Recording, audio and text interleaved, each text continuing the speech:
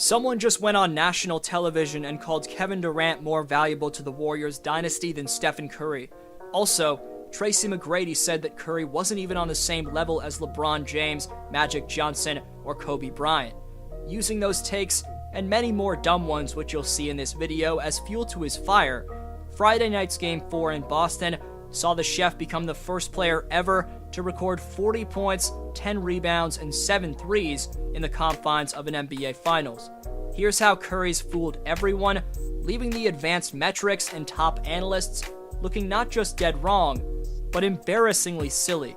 This seeming to be all-time great NBA Finals in the making is now locked at 2, making ESPN's BPI, which is short for Basketball Power Index, who initially gave Golden State a 12% chance to win these finals, pretty naive. On this channel, while I didn't predict a winner for these finals in my preview, I'm not ashamed to admit that Boston's been my pick long before the finals to go all the way. That was no slight at the Warriors, it was just the circumstances each team were dealing with at the time that I made that prediction. Following Golden State evening this series at 1, I made a video breaking down why Curry was more valuable than Durant during the dynasty years, in my humble opinion.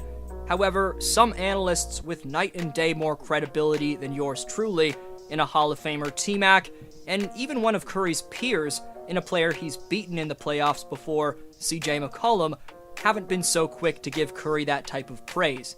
After Golden State's Game 3 loss, the 2016 Most Improved Player of the Year and current New Orleans Pelicans guard said, quote, "There's no debates about who was the better player on that team.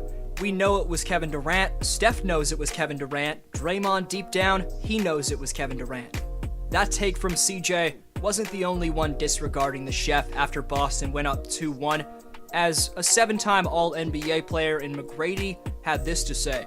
"We know that Steph is like the three-point god, but when it comes to putting him with Michael Jordan and these guys that won that level of championships, Kobe Bryant and Magic Johnson, I don't know where to rank him. I know he's pretty high, but I think those guys are in a different class than Steph based off all that. They're on championship teams. KD came and joined the Warriors and became the best player and helped Steph win 2 more championships, but Steph wasn't the best player on that team." For my argument on Curry versus Durant, click the link in the description or the top right of this video on your screen right now. Before we further look at the record-breaking, all-time NBA Finals performance like we did a little bit yesterday right after Game 4, there's some more mainstream, utterly ignorant opinions dismissing the legacy of our generation's most revolutionary player in Stephen Curry. But unlike the T-Mac and CJ takes, they took place long before these finals. Here was the former First Take analyst Max Kellerman being a prisoner of the moment and disrespecting Steph in the process. Would you say Trae Young's ceiling is actually higher than Steph's? Yeah, in the playoffs, which is the only thing I care about. How many Western Conference Finals? Steph Curry, what is he, 32, 33 now? How many Western Conference Finals he's played in? 5. You know how many Western Conference Finals games he's played in? 27, by my count.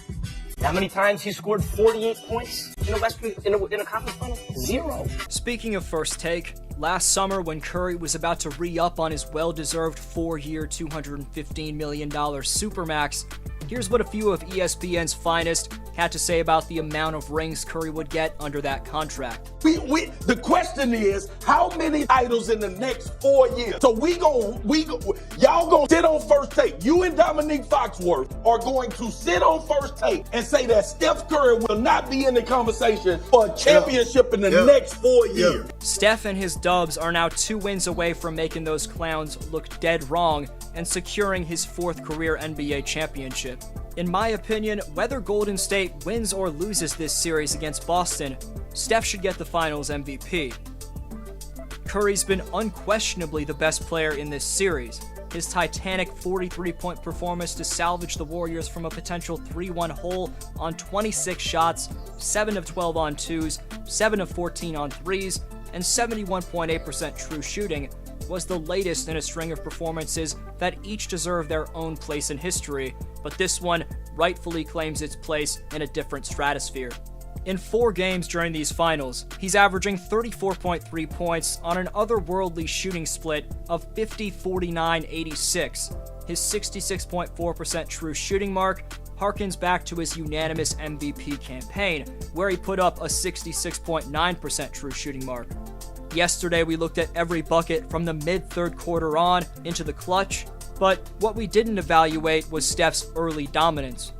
Entering the film room on that bit of wizardry, for some reason Jaylen Brown doesn't force himself onto Steph in transition, leaving Horford on an island, and Big Al gets hit with 2 elusive stepbacks in a row, a swift, saucy dribble combo. After getting Brown onto him with a screen from Otto Porter, Boston decides not to switch this next on-ball from Wiggins and pays the price for it big time as Jaylen's slow to rotate and Steph pulls up in the face of that late rotation. Naturally, Boston's pressure increases after that, but working off a baseline inbounds, Steph perfectly utilizes that gravitational pull to bait a step back on Derek White as he catches the pass from Poole, jab steps to his right, drives to his left, embraces the contact from White, and somehow flips it over Robert Williams III, all in one motion. Hedging clearly isn't working anymore for Boston, as Steph manipulates Smart and Horford by blowing past them in this pick and roll.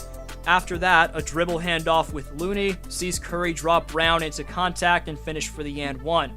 In the Warriors' patented play, which the Celtics should have scouted out by now and shut down, which is split action, as Clay and Otto space the floor, Draymond gets the pass from Wiggins in the post, Wiggins goes to set a flare screen for Curry, and the bank happens to be open.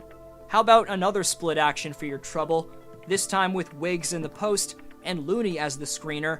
White makes a solid contest, but he's far behind Curry at this point to make an impact, and the GOAT three-point shooter executes. Steph then closed out the show in dramatic fashion, which we looked at in yesterday's post-game recap. In terms of the names Curry was among with his performance, Steph joined MJ, Shaq, and LeBron as the only players to score 43-plus points in multiple finals games over the last 50 years. He now owns the highest true shooting percentage of all time in the NBA playoffs, just ahead of Kevin Durant. Meanwhile, Michael Jordan in 1991, Kevin Durant in 2017, and Steph Curry in 2022 are the only players ever to average 30 points per game on 50-45 shooting splits in a finals series.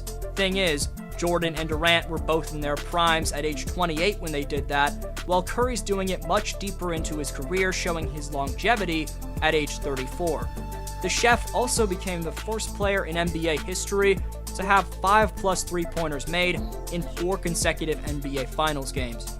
Displaying his heart, after the point guard suffered an ankle injury on Wednesday night, he battled through it to cover 15,259 feet of ground in Game 4, nearly 2,000 more than his playoff average, along with his regular season average.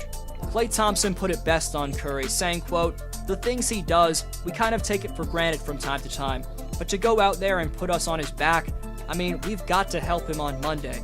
Klay also said in a response to a separate question, quote, "Shocking he wasn't a first-team All-NBA guy, but whatever." In your opinion, outside of Steph, who deserves the second most amount of credit for the Warriors' Game 4 win? Best answer down below in the comments gets next video shoutout. Top 5 commenters by June 21st receive free NBA merchandise this summer, so leave your take on today's question to compete in Community Speaks. Shoutout to Swoo, who says the best part about Steph's performance has to be his efficiency in the biggest game of the season. When the team needed him most, Steph stepped up and showed us all he's an all-time great and one of the greatest finals performers of all time. His supporting cast in Clay, Poole, etc. were far from their best, but this man literally put the team on his back and single-handedly leveled the series. That's the activity of a top 10 player of all time. Go argue with the wall. Appreciate every answer. I hope you have a great one. D-Flow signing off.